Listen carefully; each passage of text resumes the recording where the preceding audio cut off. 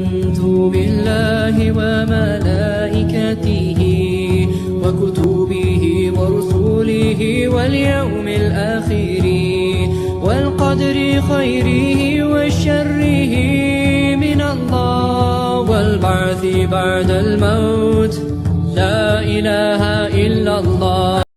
This man, Tommy Robinson, which in my opinion represents the archetypal neo-fascist of today, 21st century, has come. The first time, I've been going to this park for quite some time, you know, from my YouTube videos. I've been coming here frequenting the past for a long time. What I see today is something I've never seen in the very long time I've been going to the park. I see thuggery, hooliganism, and violence. That's what I see today. This is not free speech. Neo-fascists today have stolen the political agenda and have disguised free speech with neo-fascism. They are the archetypal sheep or the wolf in sheep's clothing. Britain has something to say today to those individuals. Yes. Britain today will make a statement about those individuals that we're not walking in the direction of Adolf. Yes. We're not walking in the direction of neo-fascist. Franco. Britain has come a long way. It's embraced multiculturalism and diversity.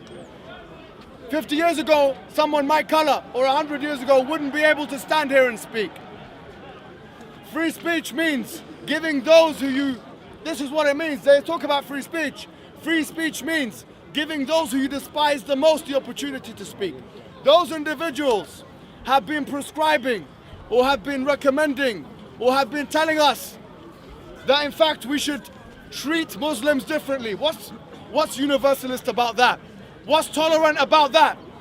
What is multicultural about that? What's democratic about that? These people are hypocrites to the core.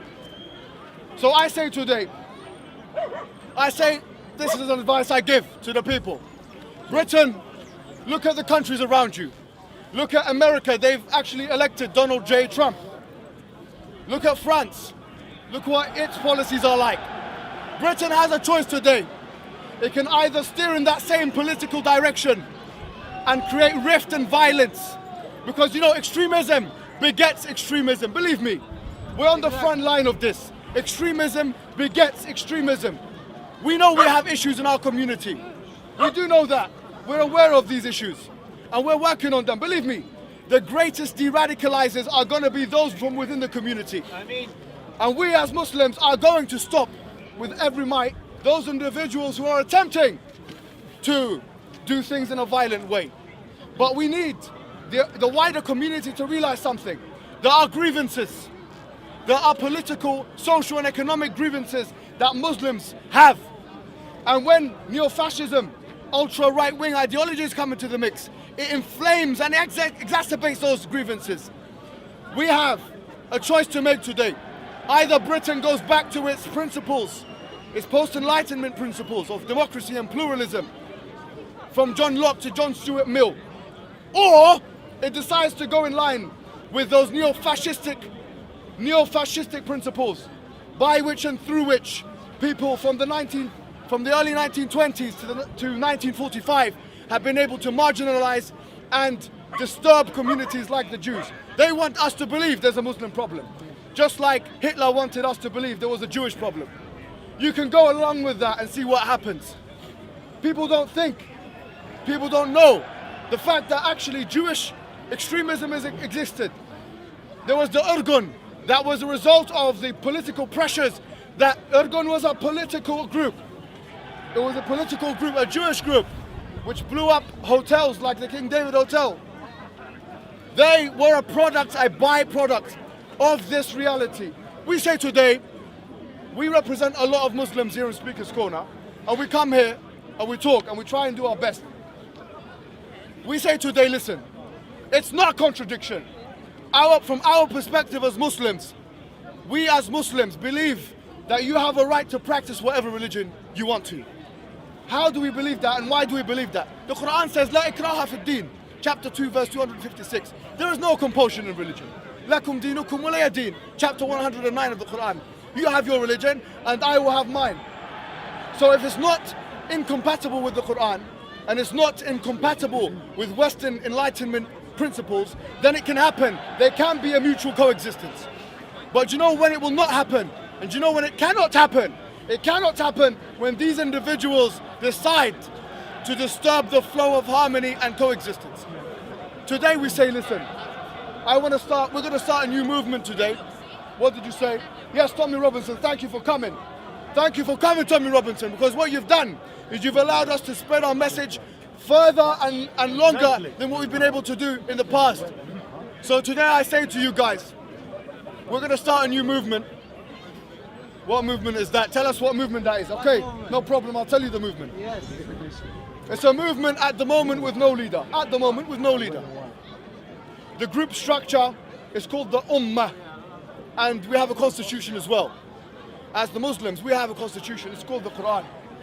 This is our new movement. As Muslims, we are going to stick together in this body of people. And we invite the larger community to this very body. Now, if you don't want to be part of the body, we say, look, lakum dinukum waliya din. We can still coexist. It happened in Spain, convivencia. It happened in Greece. It happened even in the Ottoman Empire. It happened with the Abbasids and the Umayyads. And it will happen and will continue to happen.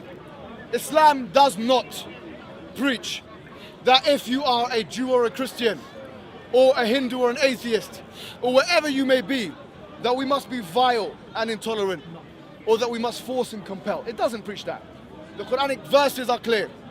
So today I say to you, Tommy Robinson represents the scum, the archetypal scum of society.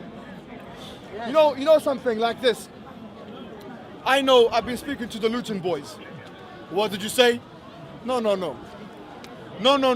I'm gonna make it personal. He's been mocking Islam and mocking the Muslims, and let's test his free speech. He's gonna watch this.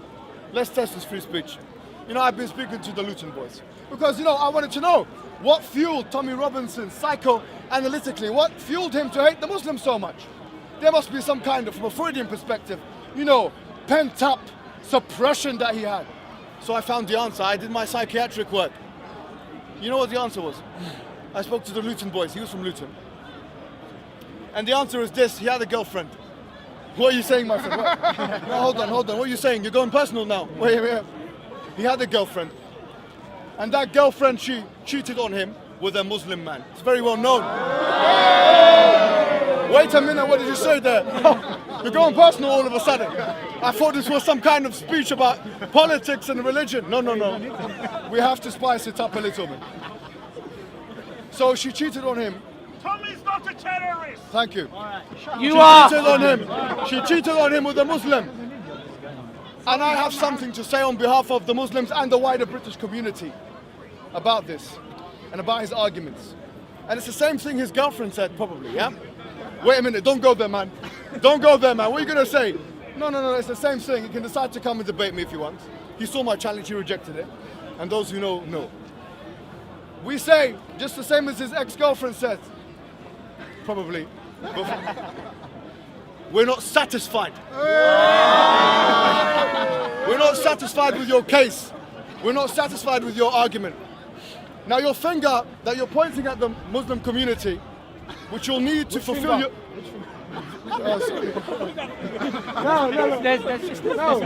No, I'm sorry, I have to go there. Freedom of speech. We can't make this speech complete unless we say a few jokes, guys, about the scum of the earth.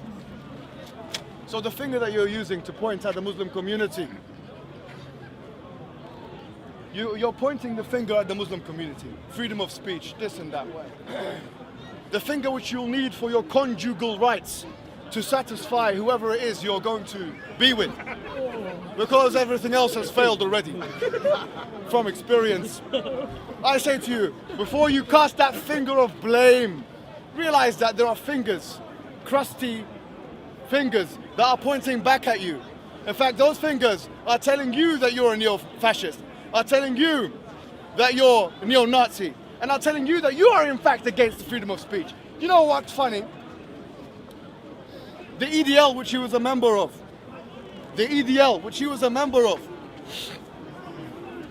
this party or this group, it started because there were some, let's say, extremist Muslims or whatever you want to call them, burning poppies.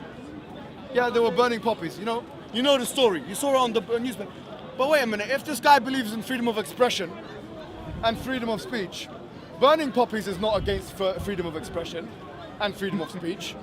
Why did you make a party on the basis of someone expressing their freedom of speech? Doesn't that seem a bit ironic and weird that you're coming here to discuss with us about freedom of speech?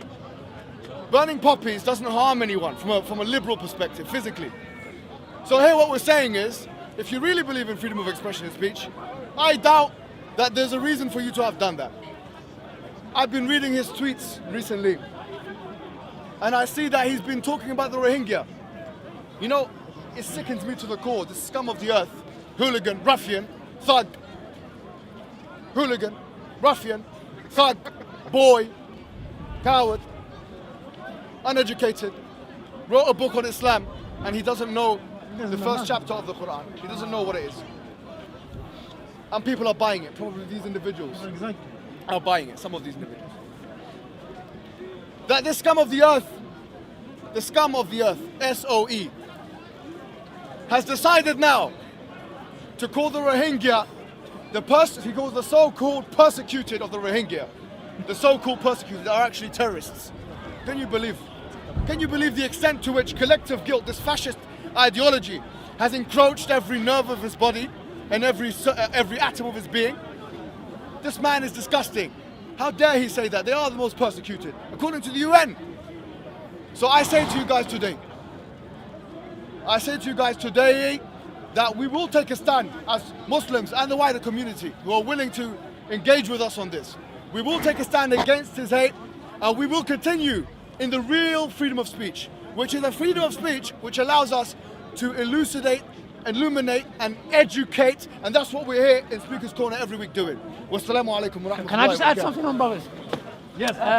Just quickly, yeah, because the reason I want to say this is, look, I went to Britain first, I went to Tommy Robinson, Lawrence Southern. If there's one thing they fear, is that the dawah that we're doing. Wallahi, there is nothing else they fear but the dawah that we're doing. So now you have so many people out there who have misconceptions. I'm not saying let's all go there. When it dies out, carry on your dawah. Wallahi, if there's one thing that hurts Tommy Robinson and his followers the most, is carry on your dawah. That's exactly what you need to do, and those who are able to. So when it dies out, brothers and sisters, go and interact.